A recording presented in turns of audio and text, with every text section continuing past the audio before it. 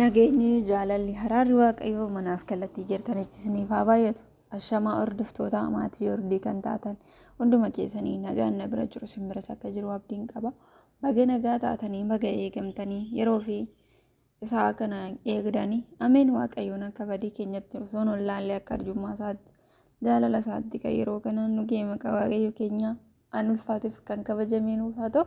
Akkasumallee immoo baga guyyaa uumaa keenya abbaa keenya sillaaseen isingee baga waliin geenye isiniin jedha obboloota kiyya. Akkasumallee harka fuuni warroonni amantii biraa hordoftan nagaan na bira jiru simbira akka jiru abdiif amantiin qaba waaqayyo biraa baga nagaa taatanii baga jiraattanii. Egaa obboloota koo warroonni viidiyoo kiyya laayik shirraa gochuudhaan na jajjabeessitanii jalqaba irratti isiniin galateeffadha, isiniin kabaja, isiniin jaaladha, dhugumatti ulfaadha, eebbifamaa isiniin jedha obboloota kiyya. Arras immoo viidiyoo gabaabduu takkaan deebi'ee dhufee viidiyoo koo waliin aga dhumaatti na waliin turaayii kallattiidhaan gara qophiittiin isin dabarsaa. Mata dureen koo kana beektuu laataa kan jedhudha. Wal wajjin haa ilaalu.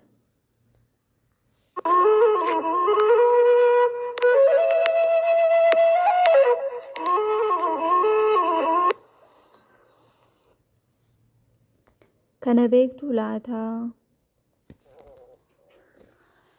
Abboota torban, abbaa keenya isa samii, abbaa gaabbii, abbaa nude, abbaa kiristaanaa, abbaa harmaa, abbaa goobbii, abbaa dilbataa kan jedhaman torba ta'uu isaanii. Kana beektuu laataa. Daaqonoonni torba jiraachuun isaanii. Hangafa wareegamootaa qulqulluu Istifaanos, qulqulluu Filiiphoos, qulqulluu Pirkoos, qulqulluu Timoonaa, qulqulluu Niqroonaa, qulqulluu Hermenaa, qulqulluu Niqoolas torba ta'uu isaanii. Kana beektuu laataa. Iccitiiwwan gooftaa keenyaa dubbate torba ta'uu isaanii. Buddeenni jireenyaa anaadha. Ani ifa addunyaati. Ani balbala hoolotaati. Tikseen gaariin anaadha. Jireenyi du'a ka'umsi anaadha. Ani karaa fi jireenyaa. Ani jirma waayinii dhugaatii jechuun torba ta'uu isaanii. Kana beektuu laataa.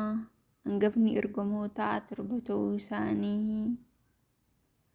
Qulqulluu Mikaa'el, qulqulluu Gabri'eel, qulqulluu Rufaa'el, qulqulluu Raagu'eel, qulqulluu Uraa'el, qulqulluu Faanu'el, qulqulluu Saaqu'el torba ta'uu isaanii. Kana beektuu laataa.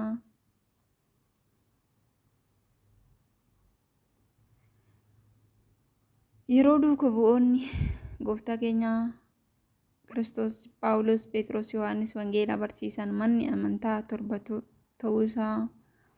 Mana kiristaanaa Efesoon, mana kiristaanaa Selmoos, mana kiristaanaa Pharqos, mana kiristaanaa Tiiraayinoos, mana kiristaanaa Sirdoos, mana kiristaanaa Filaadiyaas, mana kiristaanaa Luuqidas torba ta'uu isaanii. Kana beektuu laataa. Raajiiwwan gooftaa keenya fannoo irratti dubbate torba ta'uu isaanii. Addeessi dhiiga uffatee, urjiiwwan ni harca'an, kattaawwan rifatanii babbaqaqanii, bakakkaan bu'ee jiraatee, warri du'an hunduu ka'anii turan. Maggaarrajaan mana qulqullummaa bakka lamatti qoodamuu isaa. Kana beektuu laataa. Jechoota fannoo torban abbaa manaa fi abbaa jechoota fannoo irratti gooftaan keenya torba dubbachuu isaa. Abbaa maaliif na dhiistee? Yaa abbaa isaa waan godhan hin beekan dhiifama godhiif. Har'a anaaf faana gannata ni jiraatta. Kunoo haadha koo haadha kee jedhee haadha isaa dubaroo Maariyamii qulqullicha Yohaannisiif kallaatee dhoobodheera raawwatameera yaa abbaa koo lubbuu koo hadaraa sitti laadhaa jedhee torba dubbachuusaa kutaa itti aanuu torban qabannee dhufnaa kana beektu koo waliin.